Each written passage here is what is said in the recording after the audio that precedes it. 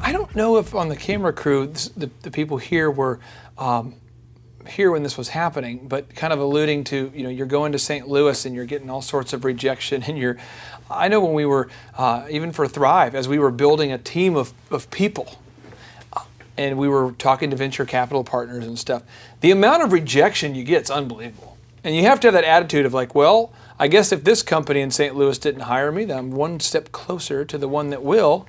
But and you have to kind of approach it that way, don't you? I learned from that because I was like 17, 18 in St. Louis, and no one rejects you from picking cotton. Yeah. Too bad.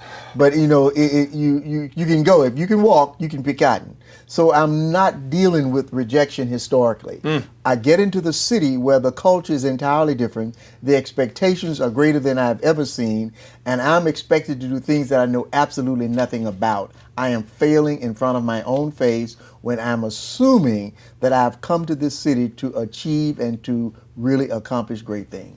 Well, there's all sorts of research that shows that entrepreneurs don't start a business for two reasons. I mean, there's more, but the two main ones is they don't have capital. They feel like they don't have capital or access to capital. The other one is they're afraid to start. They're afraid, where do I start? And they're kind of that fear, like mixed with I don't know what to do, but it's also that fear. How do you battle fear? I mean, how do you do it? I mean, you've taken your book and got it into bookstores all across the country. You can walk into any bookstore and you can find your book. And every once in a while, I'll go into like a Barnes & Noble and I'll see 8 Habits of the Heart there, or I'll see a different book.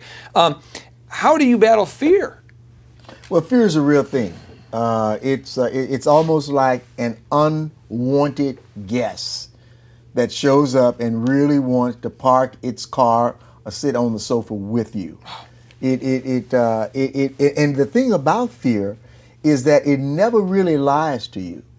It only tells you the truth that takes you down rather than the truth that can lift you up.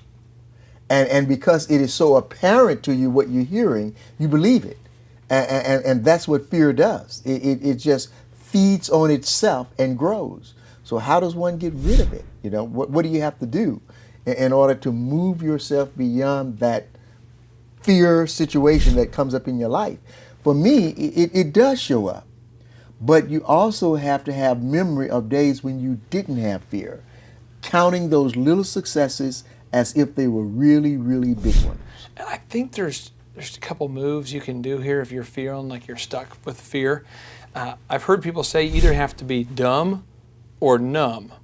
Now, I kind of have a unique hybrid where I do both, I think. But what I'll do is if I am just freaked out, like today, we had a presentation today, and I'm a little bit freaked out because I know who's going to be there. I know who's going to be. I was thinking it's going to be a big crowd. Now we're down to just 3 or 4 people, and the 3 or 4 people who are there are the people who needed to be there. And I'm saying to myself, oh, because this is going to mean it's more one-on-one questions. It's a little scary. I don't know if you've ever done a presentation where you definitely need it to go well, and there's just, and so I am like, well, I'm not going to think about it at all, in fact, until the meeting, because I can't do anything with this thought. So I just plunged myself into busy work, doing other activities right up until the meeting, because I did not want to be nervous. I didn't want to allow that emotion, to fear, to get there. But that was a conscious decision on your part. And I think that's what we're telling the audience right now, is that fear is real. I mean, it is not a figment of your imagination. It's real. But you can also consciously decide not to give it a seat in your house. How do you then keep yourself moving forward when everything seems to be falling apart? Because as you start a business, you start running out of capital. Then you get capital. And then an employee quits. Now you got another hole in the boat.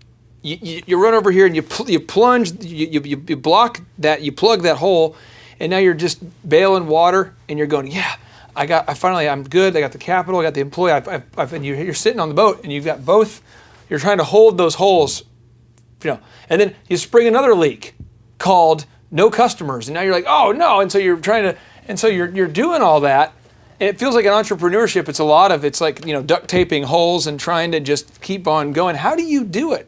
You do it, you just do it. Okay. But it's also an incredible learning process, because when you just do it, you really understand what you have done, and you're more in tune to how that outcome should be, and it becomes a a treasure, for lack of a better term, of having accomplished something that you can put in your wheelhouse, because you're going to need that again. You're going to need that memory that, oh, wait a minute, 3 months ago I had this and I solved it.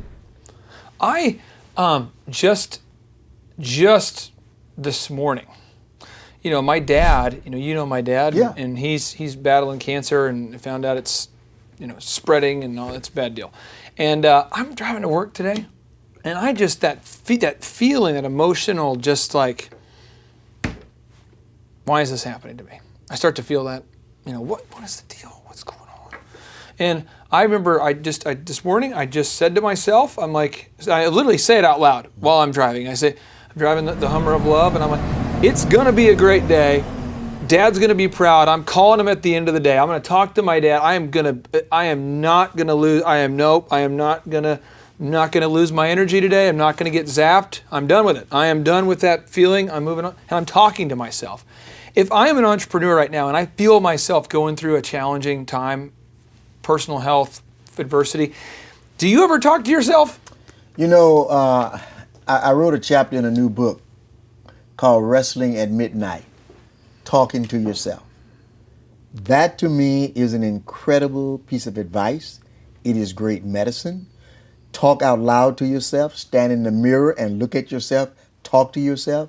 Do an analysis of your day out loud. Tell yourself what you've done right. Tell yourself what you've done wrong. Tell yourself what you can do better.